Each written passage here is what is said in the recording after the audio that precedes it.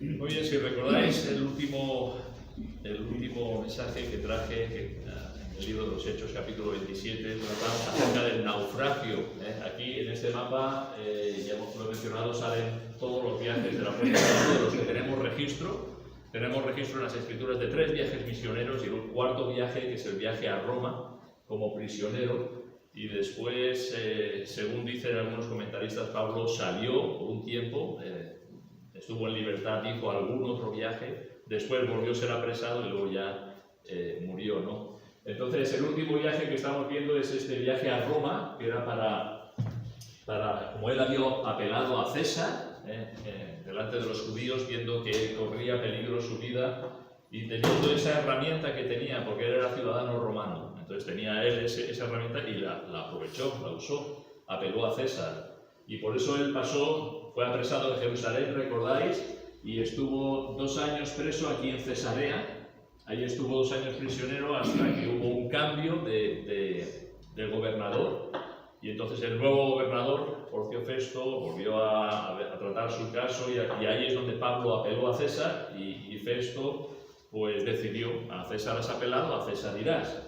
Entonces se decidió que habían de comenzar la navegación. En aquel tiempo mucha de la ruta de pasajeros y de mercancías era por mar, por barco. Entonces se embarcó seguramente en el puerto de Cesarea. Nos dice la escritura que llegó a Sidón y después de aquí, la última predicación, vimos toda la travesía que él estuvo pasando, ¿no? De Sidón, cómo pasaron a Sotavento, ¿os acordáis? De Chipre, Sotavento. Iban aquí resguardándose del viento y llegaron hasta Mira. Aquí hicieron un cambio de barco. Primero se habían embarcado una nave que nos dice que era Dramitena. Esa nave iba hacia el norte, iba hacia aquí, hacia lo que es el norte de Asia Menor. Aquí hicieron un cambio de barco. Entonces Julio, que era el centurión, buscó una nave que nos dice que venía de Alejandría, que está aquí abajo, aquí en el mapa no aparece. Pero una nave que venía de Alejandría, y entonces aquí cambiaron de barco y aquí continuaron la navegación. Y cuando lees el relato de Lucas, como todo este proceso de llegar hasta aquí y luego llegar hasta este puerto fue muy dificultoso, era muy difícil la navegación. Por ya el invierno se aproximaba y entonces ya empezaban los vientos y había las tempestades. Entonces, cuando ellos llegaron a Creta, a Buenos Puertos, se llama el puerto donde estuvieron, Buenos Puertos, aquí es donde ellos decidieron: bueno, aquí es que no se está muy cómodo para pasar el invierno. Ahora ya tenían que parar de navegar. Dice: ¿por qué no intentamos ir un poquito más hacia el oeste de Creta, seguramente por aquí? Y decidieron que pues ir para allá. El patrón de la nave, el centurión, el piloto, decidieron esto. Pablo le dijo: veo que la navegación va a ser difícil, mejor es que nos quedemos. Pero Pablo era un prisionero, podía dar su opinión, pero al fin de cuentas la decisión la tomaban las personas que estaban al mando y decidieron: no, ahora parece que viene un buen viento y que nos es propicio y enseguida llegaremos a este otro puerto que estaremos mucho más cómodos. Cuando salieron de aquí, cuando salieron de este puerto para ir hacia este lugar, hubo un cambio en el viento y es cuando se levantó ese llamado viento Euroclidón, que dijimos que es el viento del noreste. En nuestro tiempo sería gregal, el viento del noreste. O sea, empezó a soplar un viento de esta dirección y empezó a golpear la nave y total, que no pudieron ir aquí, tan cerca. Fueron desplazados hacia el sur. Y dice que incluso, recordáis, tenían miedo de encallar en la Sirte, que era una zona que había aquí, donde había bancos de arena movediza, bancos de arena movediza, y en cualquier lugar podría embarrancar la nave. Y ellos con temor por ese motivo, pero al final estuvieron como 14 días a la deriva.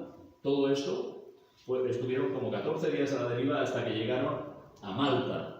Ahí es donde, después de estar 2 semanas con una furiosa tempestad en el Mediterráneo, pues llegaron a puerto. Claro, ellos llegaron a puerto y no tenían ni idea dónde habían llegado. Yo quiero tierra, dice: me da igual lo que sea, mientras que sea tierra firme, para salir de esta tempestad que hay en el mar.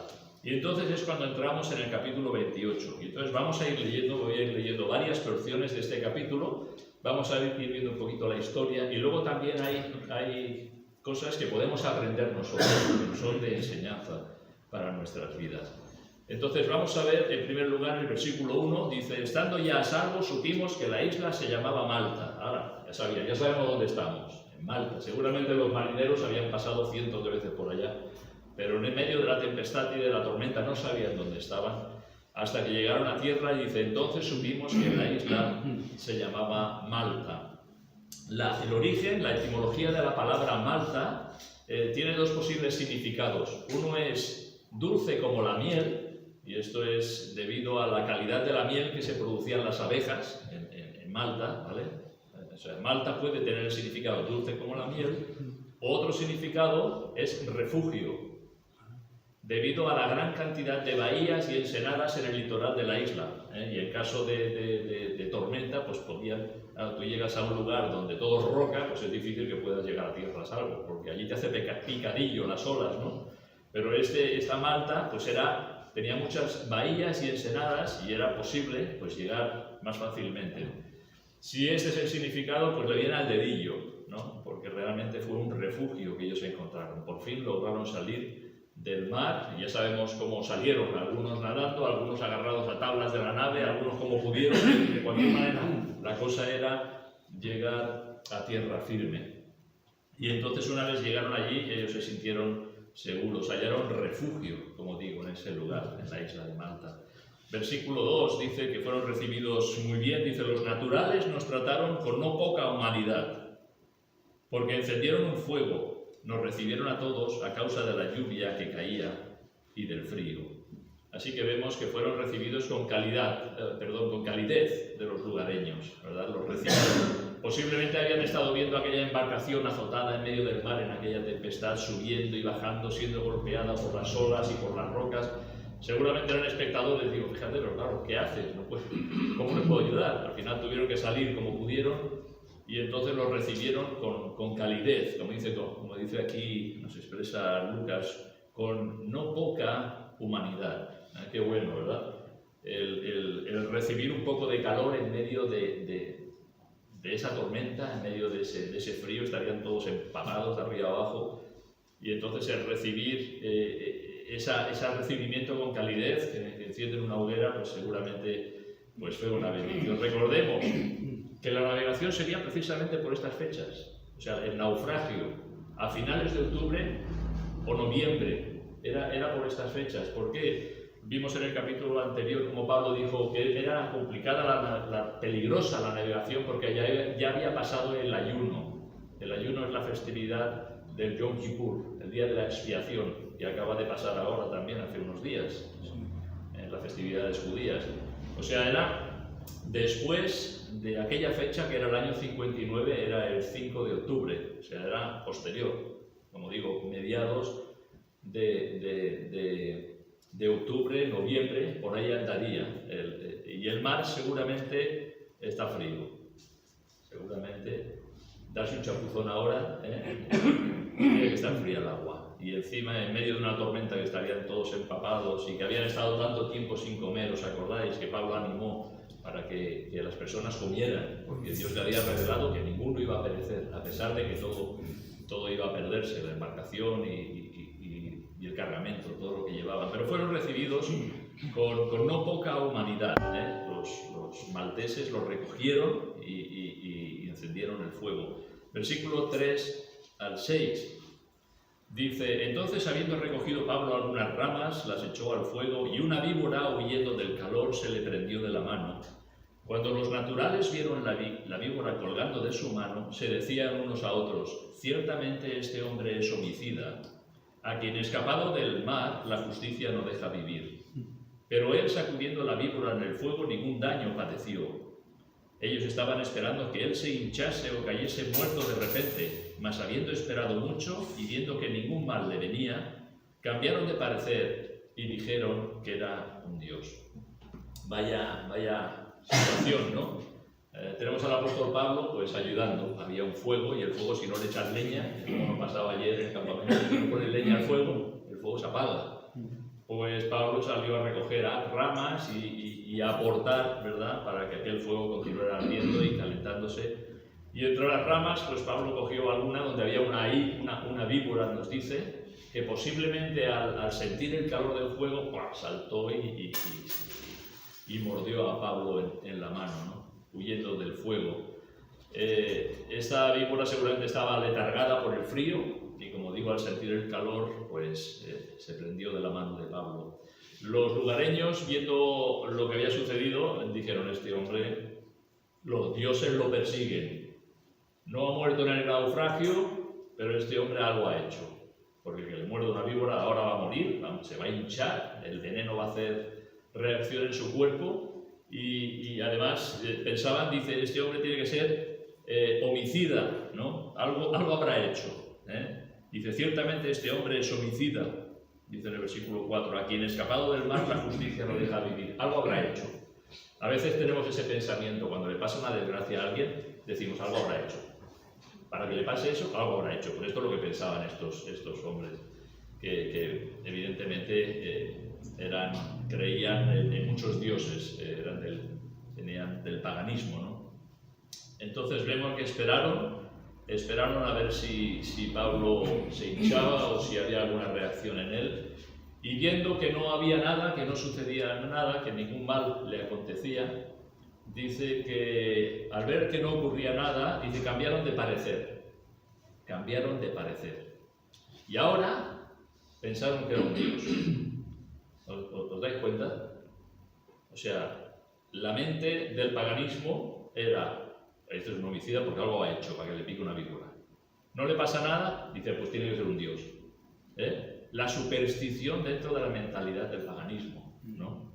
Y me llamó la atención el hecho de que cambiaron de parecer, de pensar que era un asesino, un homicida, a pensar que era un dios. Y aquí tenemos una ilustración de cómo las personas pueden o podemos cambiar tan rápidamente de opinión, ¿verdad? Hubo otra ocasión, si os recordáis, en Hechos 14, donde en el primer viaje misionero Pablo llegó con Bernabé a Listra y allí sanaron a un cojo. Y entonces lo tuvieron como dioses. Dijeron, dioses bajo la semejanza de hombres han descendido a nosotros. Eso es lo que pensaron. Eran dioses. Ha sanado un hombre cojo. Y no era broma, porque estuvieron dispuestos hasta a ofrecerle sacrificio, ¿verdad? Pero muy poquito después apedrearon a Pablo y lo arrastraron fuera de la ciudad. O sea, aquí vemos que primero decía Pablo es un homicida y después será un dios. En la otra ocasión dijeron, es un dios porque ha sanado a un cojo, y después lo apedrean y lo sacan medio muerto de la ciudad. El pensamiento, ¿verdad?, de las personas, cuán fácilmente pues cambiamos de parecer. Tan pronto podemos pensar que una persona es como nada, como que no tiene ningún valor, como que no aporta nada a la sociedad. Hay personas que bueno, pues pasan como muy desapercibidos, ¿no? Poco valor. Y después hay personas que los tratan como dioses, ¿verdad? Tenemos el ejemplo de los famosos. Habéis visto a los futbolistas, a quién era Maradona, que le llamaban el dios, o la mano de Dios, o no sé qué, ¿verdad? Lo habían endiosado, lo habían levantado, bueno, altísimo. Sabemos de famosos, sabemos de políticos, ¿verdad?, que en su día pues, toman decisiones, y están ahí arriba, o incluso predicadores. Lo ves hoy día en YouTube, puedes ver predicadores que muchos han sido elevados ahí, y digo, cuanto más suban, la caída va a ser más fuerte, ¿verdad? Y esto es lo que sucede en ocasiones, cuando hay predicadores que han sido encumbrados, han sido endiosados, y después caen en pecado, se desmorona él, se desmorona su entorno, se desmorona la iglesia, se defraudan los cristianos, y no hace poco hemos tenido un caso, ¿no?, de un predicador muy renombrado que ha caído en inmoralidad. Bueno, estaba encumbrado, ahora empieza a buscar vídeos suyos y los están borrando todos de internet. O sea, era un dios, entre comillas, ¿no?, allá arriba, ahora ha caído y ahora es, vamos a ver, los hombres somos de carne y hueso. Entonces tenemos el valor que tenemos. No podemos hacer a las personas más grandes de lo que son, ni endiosarlos, evidentemente, y tampoco tenemos el derecho de menospreciar a nadie, por muy insignificante que sea. Ni un indigente que es por la calle podemos tratar con menosprecio. El hecho de que una persona sea persona nos está diciendo que tiene en sí mismo la imagen de Dios. Entonces, tiene el valor que tiene. Y me llamó la atención aquí, ¿no? Como de repente, será un homicida, algo habrá hecho. Será un Dios, porque no le pasa nada, ¿verdad? Y centrarnos en que realmente tengamos un concepto de las personas que es de acuerdo a la realidad. Tenemos en Jesús el ejemplo perfecto de cómo veía a las personas. No ves a Jesús que despreciara a nadie, ya sea a una viuda que había perdido a su hijo, no sé, ya sea a Nicodemo, un maestro de Israel. A todos los trataba, ¿verdad?, de acuerdo a cómo eran personas necesitadas de un Salvador. Y nosotros tenemos que ver a las personas así, no por su posición social, política, religiosa, por su estatus, no, tenemos que ver a las personas como personas que necesitan al Señor Jesucristo como Salvador. No endiosar a nadie, que no caigamos en el error de endiosar, porque cuanto más alto sube el digo, más grande es la caída, ¿verdad? O más puede decepcionar a tantos. Y es cierto que cuando una persona de un nivel espiritual muy reconocido cae en pecado, hace daño al Evangelio, hace daño al testimonio. Vosotros, fíjate, vosotros, lo que tanto decís, vosotros, mirad cómo vivís, hace daño, evidentemente. Y muchos cristianos pues caen en ¿cómo decirlo? O sea, han quedado desilusionados, ¿verdad? Por referentes espirituales que han caído. Pero el que piense estar firme, nos dice el Señor, mire que no caiga, ¿verdad? Tenemos todo el potencial en nosotros mismos para cometer cualquier horrible pecado. Todo el potencial. No, a mí no me va a pasar eso. Ten cuidado, ¿verdad? Entonces, qué bueno es tener una opinión y una visión correcta de las personas. Como digo, sea la persona que pasa más desapercibida en una congregación, o sea el indigente que está por la calle pidiendo, como el que pase por aquí con un Tesla, ¿sabes? Son personas que necesitan al Señor y debemos de tener pues esa manera de ver a las personas. Y me llamó la atención esto, me gustaría leer unos versículos en Santiago, capítulo 2, donde nos dice cómo tratar a las personas. Santiago capítulo 2 y versículos del 1 al 4.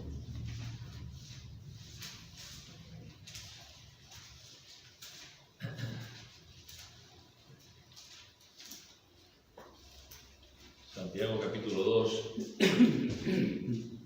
y dice: hermanos míos, que vuestra fe en nuestro glorioso Señor Jesucristo sea sin acepción de personas.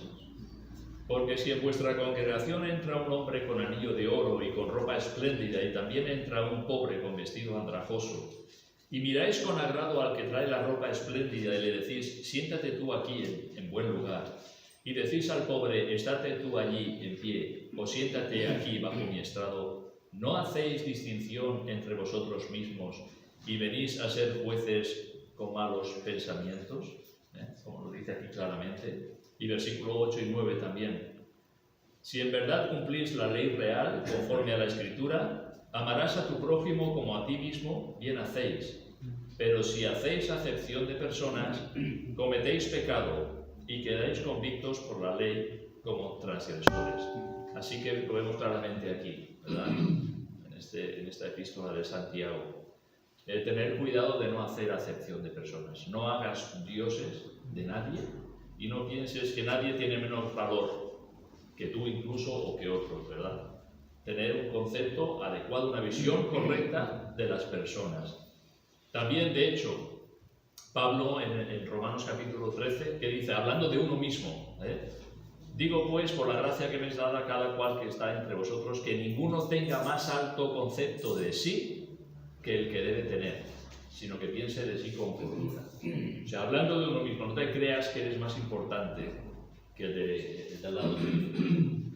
O sea, ten un concepto correcto de ti. Piensa de ti con cordura. Con cordura es prudencia, sensatez o buen juicio. No es decir, yo estoy aquí, yo soy más grande, y no.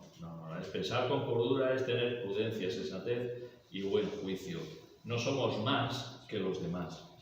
De hecho, somos llamados a considerar a los demás, dice, como superiores a a uno mismo.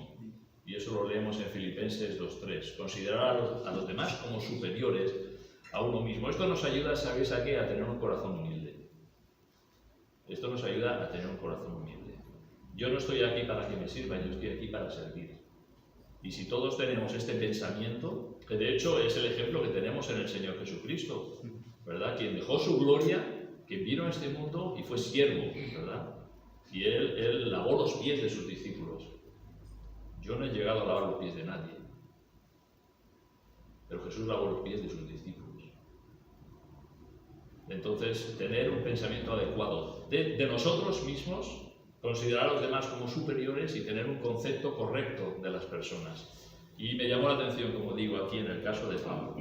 Este hombre es homicida, porque esta víbora, la justicia de los dioses va a caer sobre él. Va a morir, ¿verdad? No muere. Este hombre es un dios. Es un dios que ha venido a nosotros. Ese concepto tenemos que sacarlo de nuestras mentes. Debemos de pensar correctamente de los demás y de nosotros mismos. Continuando, capítulo 28, versículo 7, leemos del 7 al 10. En aquellos lugares había propiedades del hombre principal de la isla, llamado Publio, quien nos recibió y hospedó solícitamente en 3 días. Y aconteció que el padre de Publio estaba en cama, enfermo de fiebre y de disentería. Y entró Pablo a verle, y después de haber orado le impuso las manos y le sanó. Hecho esto, también los otros que en la isla tenían enfermedades venían y eran sanados, los cuales también nos honraron con muchas atenciones, y cuando zarpamos nos cargaron de las cosas necesarias. Vemos al apóstol Pablo siendo un instrumento de bendición, en aquella isla de Malta. El Señor lo usó para sanar al padre de Publio, que estaba enfermo de disentería. Esto puede ser una enfermedad mortal. La disentería es un trastorno inflamatorio del intestino que provoca graves diarreas, que puede causar la muerte. Así que aquel hombre estaba en peligro de muerte. Y vino Pablo y entonces oró por él y lo sanó. Después nos dice que vinieron también muchos enfermos de la isla, evidentemente. Enfermos no faltan en ningún sitio, ¿verdad? Vayas donde vayas. Ayer hablábamos con un joven que está estudiando enfermería, estaba en la confraternidad, y le digo, trabajo no te va a faltar. Porque la crisis, ¿verdad? En los hospitales no existe, ¿verdad? Esto no te va a faltar. Aquí en la isla, cuando escucharon que Pablo había sanado al padre de Publio, pues todos aquellos que tenían enfermedades, para allá que vamos, evidentemente, ¿verdad? Si tú tienes una dolencia y sabes que en el pueblo de al lado hay alguien que puede hacer algo por ti, pues vas allá. Y si es un poquito más lejos, ¿y cuántos han hecho viajes, bueno, que han atravesado el océano, ¿verdad? Para someterse a alguna operación, buscar la solución de algún médico, en fin. Pues aquí en este caso Pablo sanó al padre de Publio y entonces todos los enfermos vinieron allá también para ser sanados. Pablo sanó, nos dice aquí, sanó a muchas personas. Todos, dice, los que venían y eran sanados. Es curioso que tienes a Pablo sanando y Lucas era médico. O sea, yo creo que Lucas estaba en el paro. Lucas estaba con Pablo, usted me está quitando el trabajo, ¿no? Estaría pues eso, ¿no? Ahí acompañando a Pablo y viendo qué es lo que estaba haciendo. No podemos pensar que Pablo solamente se dedicara a la sanidad, ¿vale? Siempre que vemos en la Escritura sanidades, va ligado con la predicación del Evangelio. Siempre, en todos los lugares.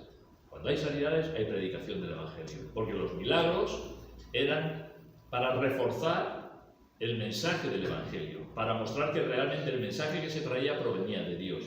Aquí no nos dice que Pablo predicara el Evangelio, pues muy posiblemente Pablo estaba predicando el Evangelio allí y haciendo sanidades. Y quién sabe, ¿verdad? Si todo el naufragio ir a parar a aquella isla fue para que el Evangelio llegara allí. Quién sabe, ¿verdad? El Señor tiene sus planes, sus propósitos, sus maneras de conducir las cosas, y quizás fue la manera en que el Evangelio llegó a la isla de Malta, ¿no? Por medio del apóstol Pablo. Y dice que en agradecimiento los malteses le proveyeron todo lo necesario para continuar el viaje. Una vez finalizado el invierno, durante el cual se interrumpió la navegación, pues ya empezaban otra vez a viajar. Leemos ahora el versículo 11 al 16.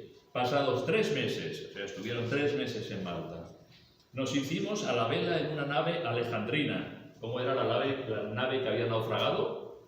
Era alejandrina, era una nave igual, posiblemente con cargamento de cereales que venía de Alejandría y iba hacia Roma. Dice, pero esta nave había invernado en la isla, la cual tenía por enseña a Cástor y Pólux.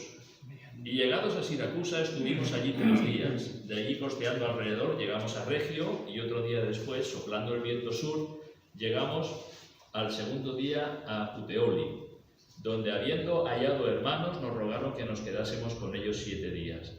Y luego fuimos a Roma, de donde oyendo de nosotros los hermanos salieron a recibirnos hasta el foro de Apio y las 3 tabernas. Y al vernos Pablo dio gracias a Dios y cobró aliento.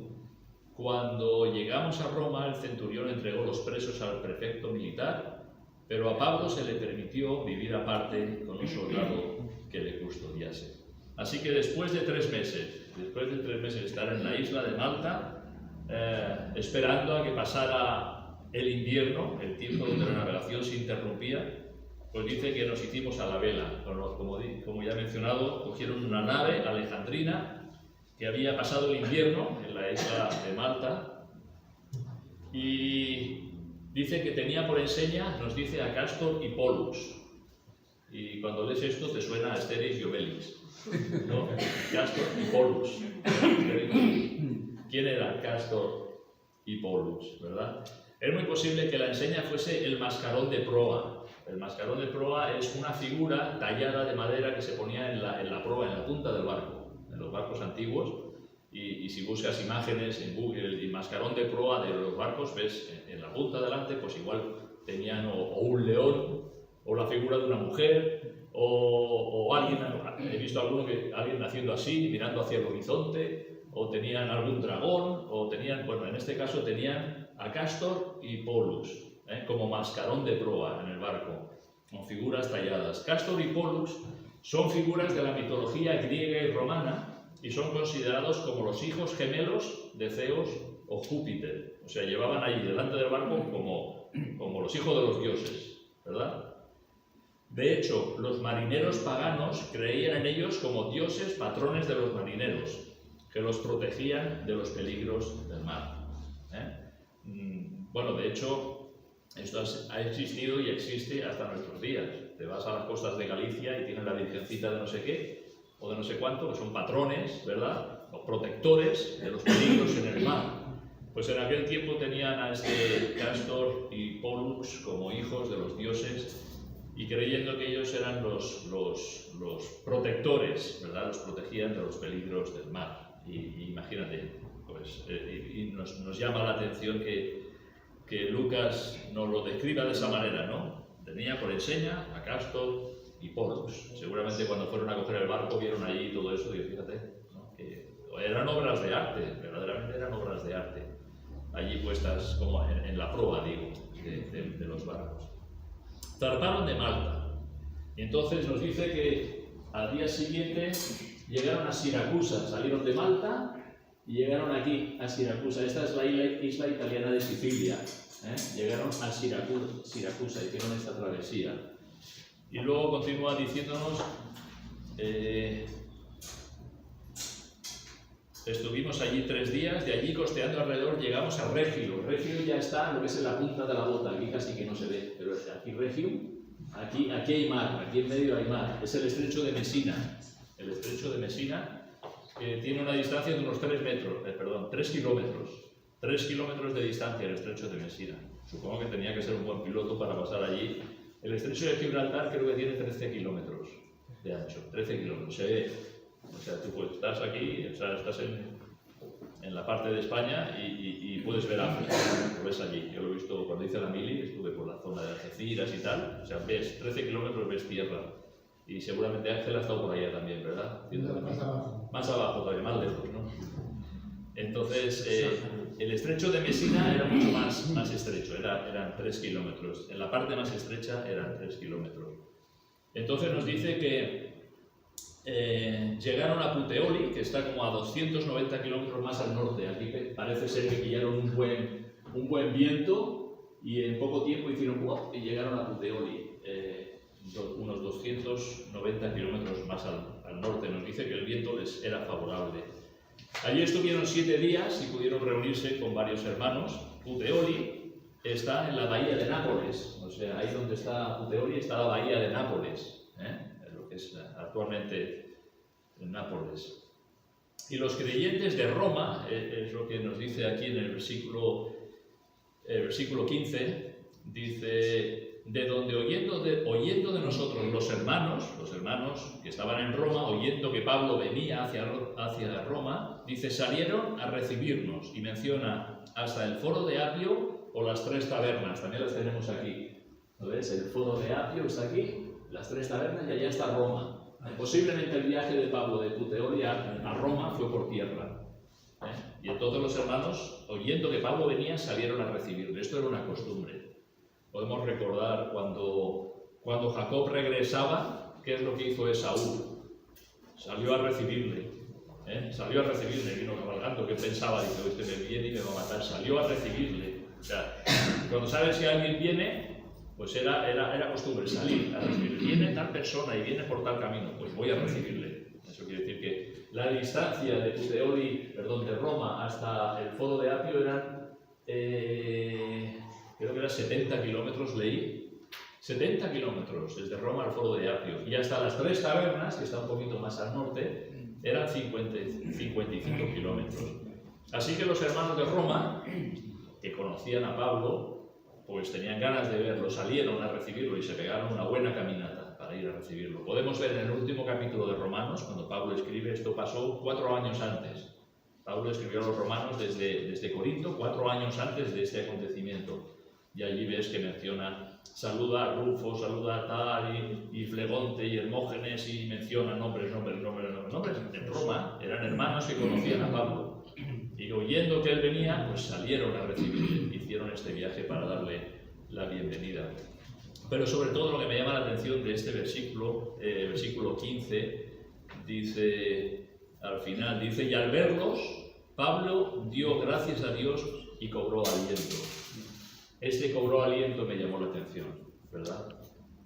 Pablo cobró aliento. Recordáis que hacía mucho tiempo que Pablo deseaba ir a Roma, porque deseo veros y compartir con vosotros, ¿verdad? Y ser encaminado de vosotros hacia España.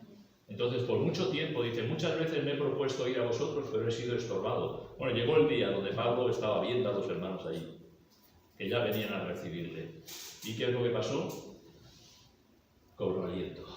Había pasado por la cárcel, había pasado el naufragio, había pasado tantas cosas, años habían pasado, y por fin estaba viendo el rostro de aquellos hermanos que él tenía tantas ganas de ver, ¿verdad? Aquellos hermanos en Roma. Y él cobró aliento. Sin duda, Pablo confiaba en que llegaría a Roma. Por 2 ocasiones el Señor lo había mostrado. Pablo, darás testimonio de mí en Roma, ¿verdad? Ante César. Y entonces yo creo que él estaba confiado de que pase lo que pase, aunque sea la cárcel necesaria, aunque sea el naufragio en el mar, el Señor me ha dicho que yo llegaré a Roma. Y él estaba confiando en Dios. De hecho, es lo que vimos, ¿verdad? El mensaje anterior, yo confío en Dios. Eso es lo que decía Pablo. Que será así como se me ha dicho. Yo confío en Dios. Y entonces vemos aquí, Pablo cobró el aliento. Qué bueno, cobrar aliento al ver a los hermanos. Pablo era quien dio aliento a los que estaban en aquella nave, desesperados ya pensando que morirían. Y Pablo les dijo, ninguno va a perecer, porque ha estado conmigo el ángel del Señor. Ninguno de vosotros va a perecer. La nave se va a ir a pique, el cargamento también, pero ninguno va a perecer. Pablo trajo en aquel barco, en aquella circunstancia, trajo ánimo a las personas. Os animo a que comáis por vuestra salud, recobrar fuerzas, ¿verdad? Él trayendo ánimo. Pero aquí lo vemos al revés. Ahora vimos a él recibiendo ánimo, ¿verdad? Al ver a los hermanos. De ello aprendemos que todas las personas necesitamos aliento. ¿Pablo también? Pues sí. Pablo también necesitaba aliento. Hay personas que tienden más a deprimirse o a desanimarse necesitan aliento, hay personas que son, pues se mantienen más a flote, podríamos decir, pero aún a esas personas que se mantienen a flote, también necesitan aliento. ¿Quién necesita aliento? Toda persona, esté donde esté. Todos necesitamos aliento. ¿Y de quién recibimos aliento? Los unos de los otros. ¿Sabes? Entonces tenemos que pensar un poco así, ¿no? El hecho de que tú puedes ser de aliento para alguien, o que alguien puede ser de aliento para ti. De recobrar de sentir ese alivio. Recibir aliento es recibir alivio, ¿verdad? Es recibir descanso, saber que bueno, ahí está, ¿no? Recibes, el Señor nos usa a los hermanos, los unos y los otros, para darnos aliento los unos, edificados unos a otros, consolados unos a otros, animados unos a otros. Está llena la Escritura. Entonces el hecho de cobrar aliento, y como digo, todos necesitamos de aliento, estés donde estés, en un momento o en otro necesitamos aliento. El encuentro de Pablo le fue de aliento, de ánimo, de bendición. Él mismo escribió a los tesalonicenses: os rogamos, hermanos, y fijaros aquí lo que dice, que amonestéis a los ociosos, que alentéis a los de poco ánimo, que sostengáis a los débiles y que seáis pacientes para con todos. Vaya instrucciones, ¿verdad? Aquí el apóstol a los tesalonicenses: amonestar a los ociosos, alentar a los de poco ánimo. Dale aliento, ánimo, hermano. Venga, continúa adelante, confía en el Señor. A ver si te puedo ser de ayuda en algo, pero a la vez tú también necesitas aliento, ¿verdad? También que alguien te dé una palabra de aliento, pues también refresca. Y eso lo vemos aquí en el apóstol Pablo. El Señor puede traer aliento a través de otro hermano. Y no solamente pensar en que a ver si alguien me da aliento, sino a ver a quién puedo yo dar aliento, a quién puedo yo animar, a quién puedo yo ayudar, ¿verdad? Sin duda el Señor puede hacerlo por otros medios. El Señor puede usar su palabra, puede usar la intercesión en la oración, pero pensemos que podemos ser de ánimo para otros hermanos y que tengamos esto presente, o sea, que nuestras vidas sean de aliento, de ánimo para otros, ¿verdad? Pablo cobró aliento. Al final llegaron a Roma tras un viaje muy accidentado. Pablo vio su deseo cumplido de llegar a Roma y nos dice que recibió un trato especial. En el versículo 16, cuando llegamos a Roma, el centurión entregó los presos al prefecto militar, pero a Pablo se le permitió vivir aparte con un soldado que le custodiase. Aparte. ¿Y esto cómo es? Muy posiblemente Julio era el centurión que custodiaba a Pablo, había visto a Pablo, había visto cómo era, había visto su carácter, había visto su confianza en Dios, y muy posiblemente Julio, al entregar a los presos, dijera: pero este es un preso especial, este hombre es especial, este hombre tiene algo. Julio había estado en la embarcación viendo todo, y Pablo allí confiando en Dios. Julio, el centurión, había estado viendo el testimonio del apóstol Pablo, recibiendo incluso aliento, ¿verdad?, de Pablo. Entonces muy posiblemente que diera un buen informe de Pablo, y a Pablo se le permitió vivir aparte, custodiado con un soldado. Pablo, estando preso en Roma, escribió a los filipenses y les dice: quiero que sepáis, hermanos, que las cosas que me han sucedido han redundado más bien para el progreso del Evangelio, de tal manera que mis prisiones se han hecho patentes en Cristo, en todo el pretorio y a todos los demás. O sea, Pablo estaba viendo su situación y dice: mira, todo lo que ha pasado el Señor lo ha usado para el progreso del Evangelio, para que el Evangelio llegue a Malta, para que el Evangelio lo escuchen los soldados, el pretorio, los soldados. Pablo estaba custodiado por un soldado, pero el soldado hacía guardias, y estaba un soldado y seguramente escuchaba el Evangelio, y cuando venía el siguiente volvía a escucharlo, y cuando venía otro volvía a escuchar el Evangelio, y los soldados luego hablarían entre: ¿has visto este hombre? Fíjate qué dice, fíjate lo que me ha dicho, fíjate. Y el Evangelio ahí estaba, y Pablo se gozaba en ello. Las cosas que me han sucedido han redundado más bien para el progreso del Evangelio. versículo del 17 al 22. Aconteció que 3 días después Pablo convocó a los principales de los judíos, a los cuales, luego que estuvieron reunidos, les dijo: yo, varones hermanos, no habiendo hecho nada contra el pueblo ni contra las costumbres de nuestros padres, he sido entregado preso desde Jerusalén en manos de los romanos, los cuales, habiéndome examinado, me querían soltar, por no haber en mí ninguna causa de muerte. Pero oponiéndose los judíos, me vi obligado a apelar a César, no porque tenga de qué acusar a mi nación. Así que por esta causa os he llamado para veros y hablaros, porque por la esperanza de Israel estoy sujeto con estas cadenas.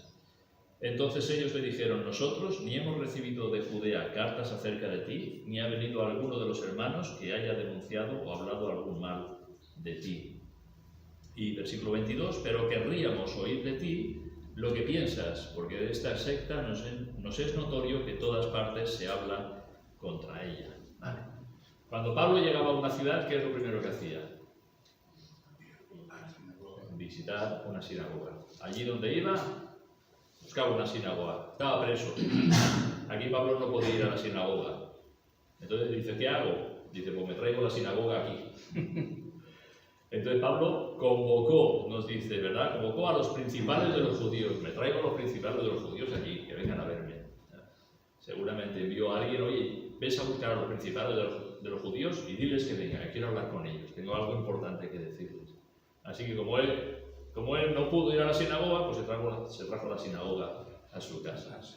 Y allí pues pudo darles testimonio. Y él expresa la causa de sus cadenas, ya lo vimos también anteriormente, en el versículo 20. Dice: por esta causa os he llamado, para veros y hablaros. ¿Por qué? Y ahora fijaros: por la esperanza de Israel estoy sujeto con esta cadena. O sea, Pablo, estoy sujeto con esta cadena. O sea, estaba con una cadena. Por la esperanza de Israel estoy sujeto con esta cadena. ¿Cuál es la esperanza de Israel? Es la resurrección. Lo habían acusado de introducir a gentiles en el templo, lo habían acusado de que era una plaga este hombre allí donde iba, lo habían acusado de causar motines y revueltas y muchas cosas, pero Pablo identificó que su verdadera causa de estar preso era por la esperanza que tenía de la resurrección. Esperanza que abrigan, dice, las 12 tribus de Israel.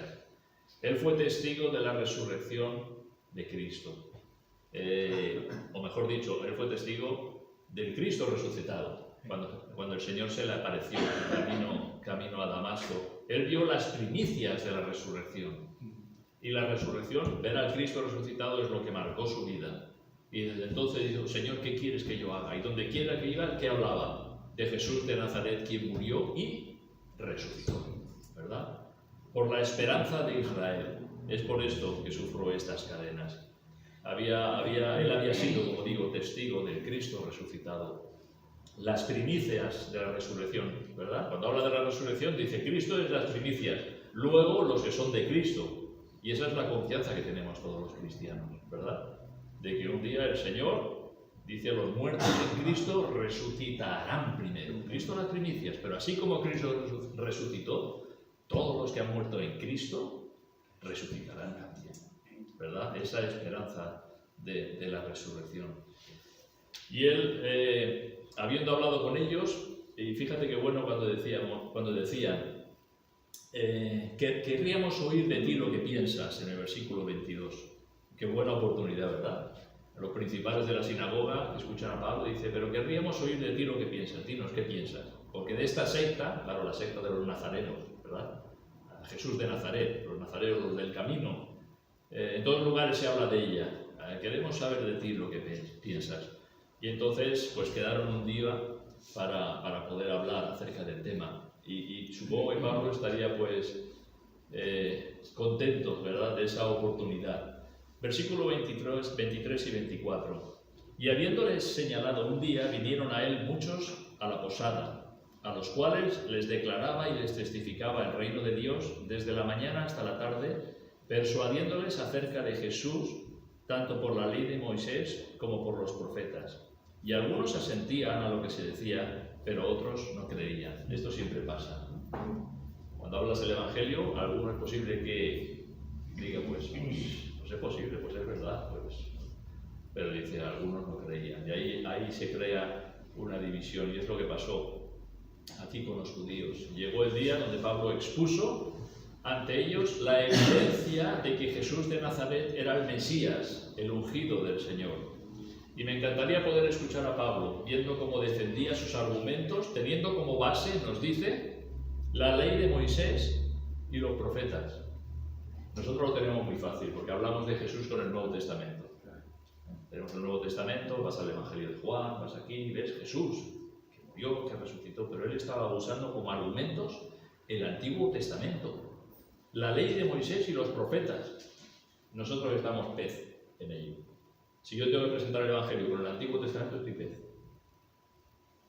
Porque tenemos el Nuevo Testamento, lo tenemos mucho más fácil. Pero Pablo presentaba los argumentos delante de aquellos judíos conocedores de la ley y de los profetas, de eso que leían cada semana en las sinagogas, y les presentaba las evidencias de que Jesús era el Mesías con la base de la ley de Moisés y de los profetas. Era la predicación que hacían los apóstoles. No existía todavía el Nuevo Testamento, estaba en proceso, ¿verdad? Pero lo que usaban que eran las Escrituras, el Antiguo Testamento.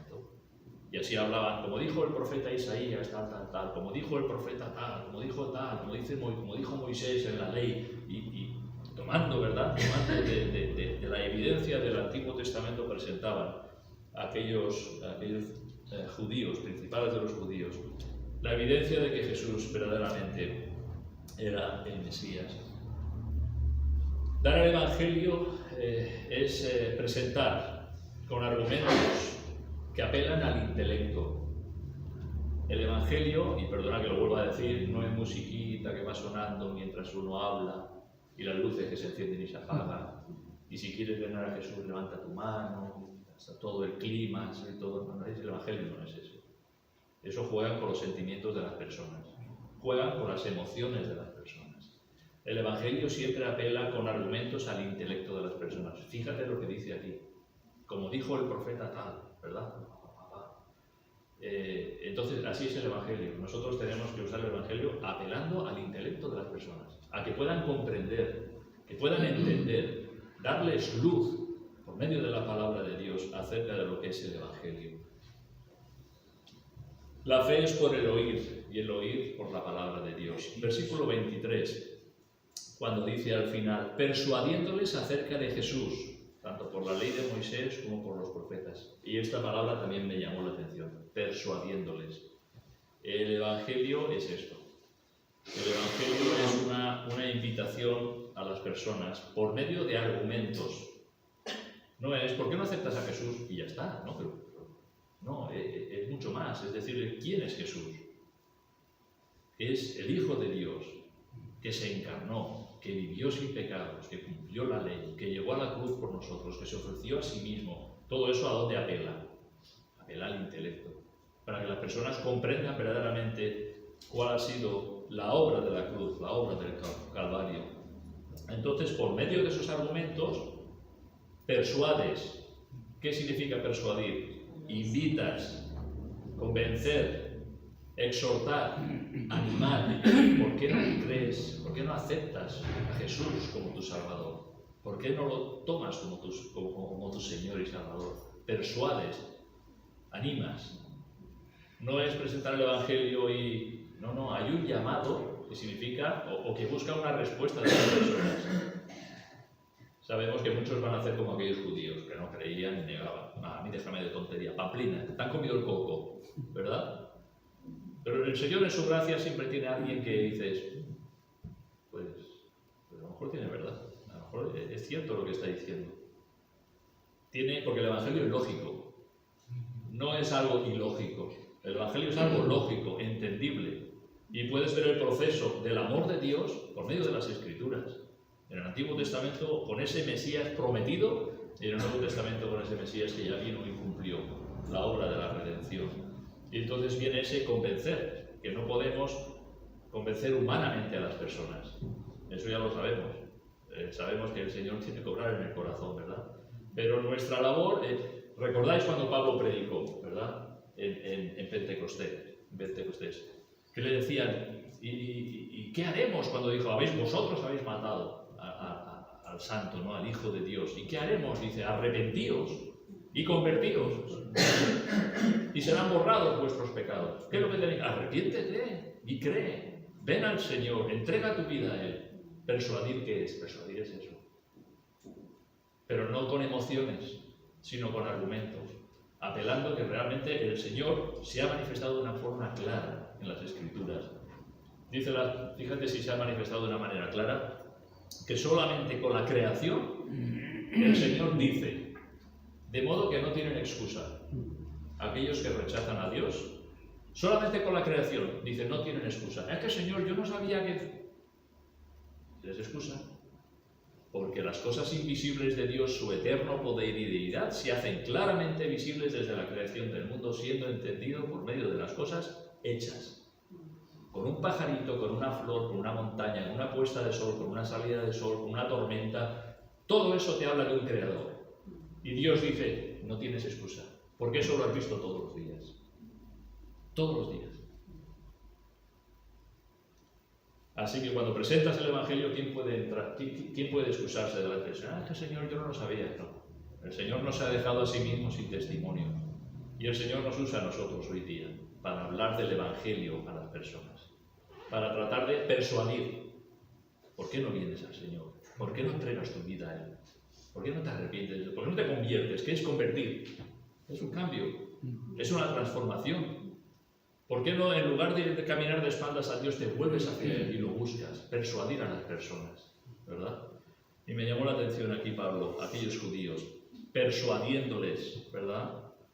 Invitándoles, dándoles argumentos, exhortándoles, convenciéndoles, animándoles a que vengan a Jesús, a que crean en Jesús como el único Salvador y Redentor. Nosotros podemos llegar hasta ahí, ya no podemos llegar más. Como ya lo hemos dicho muchas veces, no podemos coger a las personas por el cuello para que crean. Conviértete, ¿verdad? Es imposible. Es una obra espiritual que es necesario que el Espíritu obre, ¿verdad?, en el corazón de la persona. Pero nosotros hasta donde podemos llegar es ahí. Presentar el Evangelio de una forma lógica, clara, comprensible para la persona y invitarle. ¿Por qué no crees en el Señor? A la salvación de tu alma. El Señor te promete perdón de tus pecados. Eso significa un descanso para el alma tremenda para muchas personas, que van con una carga en sus conciencias de sus pecados a través de su vida. El perdón de tus pecados, tu mochila puedes descargarla delante del Señor. El Señor perdona todos tus pecados, si te arrepientes de ellos y confías en Él. El Señor te promete salvación, vida eterna, te libra de la condenación eterna. ¿Por qué no crees en el Señor? Persuadir a las personas y pensar en ello, ¿no? Ya acabando, vamos al versículo 24 y hasta el 27. Algunos asentían a lo que se decía, pero otros no creían. Y como no estuviesen de acuerdo entre sí, al retirarse les dijo Pablo esta palabra: Bien habló el Espíritu Santo por medio del profeta Isaías a nuestros padres, diciendo: Ve a este pueblo y diles: de oído oiréis y no entenderéis, y viendo veréis y no percibiréis, porque el corazón de este pueblo se ha engrosado. Con los oídos oyen pesadamente y sus ojos han cerrado, para que no vean con los ojos y oigan con los oídos y entiendan de corazón y se conviertan y yo los sane.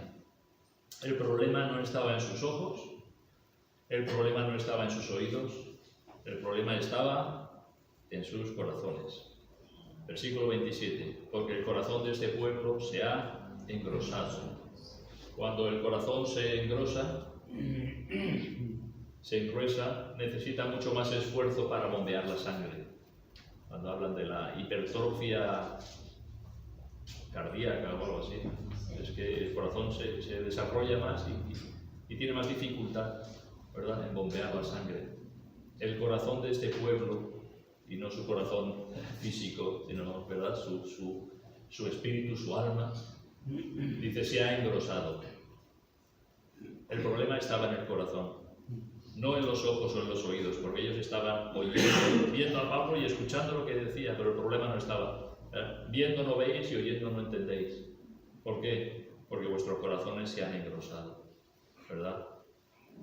Y más adelante dice el rechazo del Evangelio, ¿verdad? El rechazo del Evangelio, como digo, es un problema del corazón que conduce a la perdición. ¿verdad?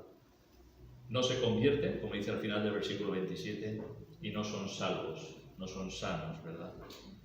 Y van a la condenación. Versículos 28 y 29. Sabed, pues, que a los gentiles es enviada esta salvación de Dios, y ellos oirán. Y cuando hubo dicho esto, los judíos se fueron teniendo gran discusión entre sí. Pablo, como apóstol a los gentiles, podía dar testimonio de cuántos gentiles habían creído. Israel ciertamente rechazó a Jesús, y a día de hoy lo siguen rechazando. De hecho, muchos odian a Jesús. Judíos odian a Jesús. Todo su esfuerzo es demostrar que Él fue un impostor, que Él no era Mesías, que Él no era el Hijo de Dios. Pero Pablo, viendo cómo los judíos, muchos lo rechazaban, algunos creían, veía que los gentiles, muchos abrazaban la fe. Y venían del paganismo, ¿verdad? Se convertían de las vanidades del paganismo, venían y creían en el Dios vivo y verdadero. Y él podía dar testimonio, ¿verdad? Dice, si vosotros lo rechazáis, dice, los gentiles, ellos oirán. Ellos oirán. Versículo 30 y 31, ya para acabar. Y Pablo permaneció 2 años enteros en una casa alquilada, y recibía a todos los que a él venían, predicando el reino de Dios y enseñando acerca del Señor Jesucristo abiertamente y sin impedimento. Así que Pablo continuó por 2 años, seguramente esperando la audiencia ante César para presentar su caso. 2 años allí, con arresto domiciliario, podríamos decir, pero teniendo libertad para dar testimonio de la gracia de Dios a todos los que a él venían, predicando, nos dice, y enseñando acerca del Señor Jesucristo, abiertamente y sin impedimento. Y no sé por qué Lucas dejó de escribir aquí. Yo no sé por qué se quedó aquí la historia, ¿verdad? Nos hubiera gustado saber más qué pasó después, ¿no? con el apóstol Pablo. ¿Dónde estuvo cuando en el periodo que estuvo en libertad? ¿Cómo la apresaron? ¿Dónde la apresaron? ¿Por qué la apresaron? Y cuando murió. Pero el Señor hasta aquí nos ha dado. Lo otro podemos sacar conjeturas, y algunos según la tradición pues creen una cosa u otra, pero aquí se acabó la revelación de Dios. Hasta aquí ya tienen suficiente, ¿verdad? Con esto ya tienen suficiente, diría el Señor. Hasta aquí tenemos la revelación de la palabra de Dios. Para acabar, solamente las 3 cosas que podemos apreciarnos de este capítulo. En primer lugar, pensar correctamente de los demás y de nosotros mismos. Pensar correctamente de los demás y de nosotros mismos. En segundo lugar, que nuestras vidas sean de aliento y de ánimo para otros. A veces tenemos que hacerlo intencionadamente, ¿no? Aquello de dar una palabra de ánimo, de aliento, y luego también recibir, ¿verdad? Tener un corazón humilde también que recibe el aliento, ¿verdad? El de los demás. Y tercer y último lugar es invitar a las personas con argumentos bíblicos a que crean en Jesús, persuadiéndoles, ¿verdad? Animándoles a creer y confiando en que el Señor pues haga su obra en los corazones.